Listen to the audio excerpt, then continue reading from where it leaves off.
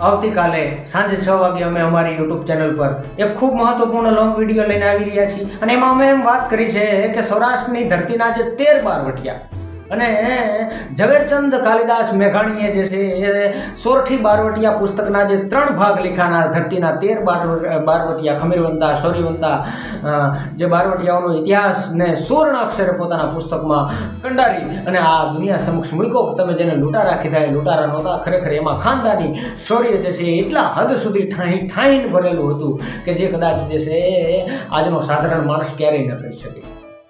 ભક્તોની ઉપમા મળી શકે એવા બારવટિયાઓ કે જેમણે બારવટું પણ કર્યું તો પણ છતાં એને ભક્તની ઉપમા મળી.